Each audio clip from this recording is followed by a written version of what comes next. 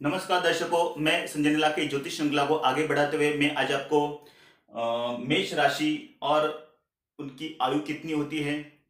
दर्शकों, ये आयु का श्रृंखला, हर राशि का आयु का श्रृंखला मैं आज से चालू कर रहा हूँ। उसमें मेष राशि की आयु कितनी होती है इसके बारे में मैं आपको जानकारी दे रहा हूँ। सबसे पहले मेष राशि का स्वामी होता है मंगल, जो मंगल सबसे एग्रेसिव, पराक्रमी, शूर, ज़्यादा करके जो मिलिट्री के लोग होते हैं, पुलिस में जो लोग होते हैं, जो सेनापति, राज्य पहले, जो उनके कुंडली में मेष सबसे स्ट्रांग होता है। उसी मंगल जो मेष राशि का स्वामी होता है, वो मंगल इतना तेजस्वी होता है। उसका एक जो खराब गुण होता है, जो सबसे गुस्से वाला होता है, क्रोधी होता है, जो बनाया भी काम कभी कभी अपने गुस्से से वो काम बिगाड़ देता है। दर्शकों, मेष राशि में 3 नक्षत्र आते हैं, अश्विनी, भरणी और कृतिका। हर नक्षत्र के 4-4 चरण होते हैं। नक्षत्र को 4 भागों में डिवाइड किया जाता है, उसे 4 चरण कहा जाता है। हर एक चरण का जो स्वभाव होता है राशि के हिसाब से, वो सबका अलग अलग होता है। यहाँ पे मैंने आपको दिखाया है, ये जो मेष राशि है उसके नक्षत्र अश्विनी, भरणी और ये कृतिका। चरण, अश्विनी नक्षत्र के 4 चरण, भरणी नक्षत्र के 4 चरण और फिर कृतिका का 1 चरण, ऐसे टोटल 9 चरण एक राशि में आते हैं। 9 चरण, अश्विनी के 4 चरण, भरणी के 4 चरण और फिर कृतिका नक्षत्र जो तीसरा नक्षत्र है उसका पहला ही चरण लेना है। ऐसे टोटल कुल मिला के 4 और 4 प्लस 8 प्लस 1 9, ऐसे 9 चरण एक राशि में 3 नक्षत्र के 9 चरण आते हैं।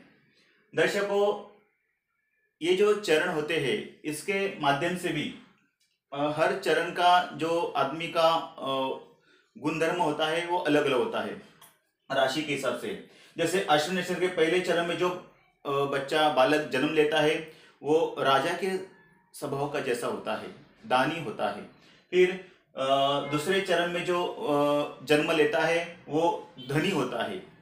फिर तीसरे चरण में जो जन्म लेता है वो ज्ञानी होता है, वो विद्वान के माध्यम से इस समाज में नाम कमाता है। फिर चौथे चरण में जो माता पिता की सेवा करता है, सेवा धर्म अपनाता है। फिर भरणी नक्षत्र के पहले चरण में वो जो बच्चा जन्म लेता है वो थोड़ा सा उसमें खराब गुण होता है, चोरी का। फिर दूसरे चरण में जो बच्चा जन्म लेता है वो कालवासिनी होता है। तीसरे चरण में जो बच्चा जन्म लेता है वो योगी, तपस्वी होता है। फिर चौथे चरण में जो भरणी नक्षत्र के चौथे चरण में जो बच्चा बालक जन्म लेता है वो निर्धय होता है, यानी कि जिसके पास धन नहीं होता है, धन की कमी होती है। फिर जो कृतिका नक्षत्र में जो पहले चरण में बच्चा जन्म लेता है वो सरल स्वभाव का होता है और सब जगह अपना नाम कमाता है, सरल मार्ग से चलने वाला होता है, नीति से चलने वाला होता है, धर्म का ज्ञानी होता है। इस प्रकार ये हर राशि के नक्षत्र और नक्षत्र के चरण, इनके स्वभाव मैंने आपको बताया है। फिर उनका आयु विचार। दर्शकों, आज मैं आपको, वैसे तो हर राशि की आयु किसी को, जातक को नहीं बतानी चाहिए, लेकिन ये मानसागरी के धर्म का आधार लेके मैंने ये लेक्चर आपको दे रहा हूँ। इसमें इसके आयु विचार यानी कि मेष राशि के आयु के बारे में जानकारी दे रहा हूँ। सबसे पहले जो बच्चा, जो जातक मेष राशि में जन्म लेता है वो बच्चा, जिसे पहले माह यानी कि पहला जो महीना होता है वो कष्टदायी होता है। फिर पहला 1 साल भी उसके मरण तुल्य कष्टदायी होता है, यानी कि साल का जो पहला साल होता है जन्म का वो मरण तुल्य कष्ट होता है। फिर वो 13वें साल में वो जातक को, बालक को पानी में डूबने का भय रहता है, यानी कि पानी से उसको बचाना चाहिए। 13वें साल में वो जीवन में उसके संकटे आते हैं। फिर 18वें वर्ष में उसे कोई चोट लग सकता है, आघात लग सकता है, लोखंड से बड़ी दुर्घटना होने का चांसेस होता है 18वें साल में। फिर 64 वर्ष में यानी कि 64 साल में उसे भयंकर रोग, जो पीड़ादायी होता है, जो उसे न सहने वाला रोग उसे उत्पन्न हो जाता है। इस प्रकार ये मेष राशि के बारे में मैंने पहले वर्ष में और 13वें वर्ष में, 18वें वर्ष में और 64वें वर्ष में जातक की जरा देखभाल करनी चाहिए।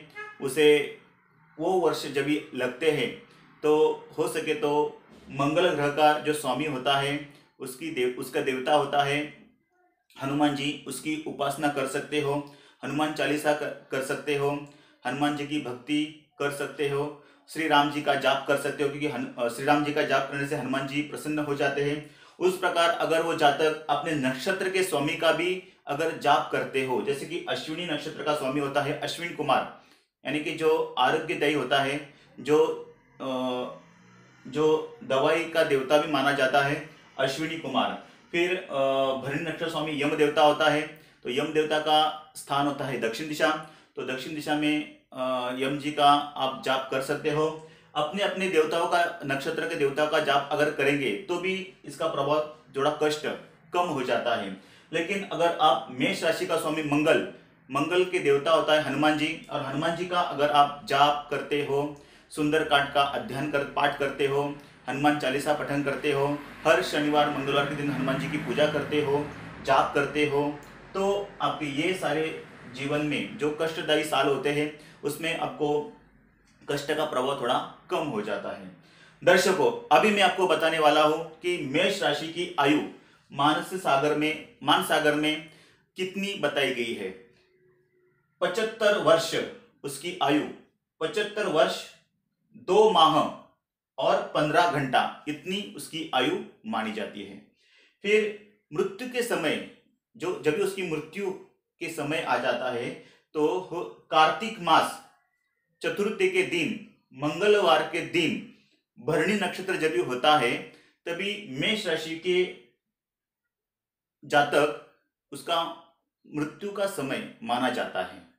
दर्शकों, ये सभी प्रकार का जो संदर्भ मैंने मानस सागर ग्रंथों से लिया है।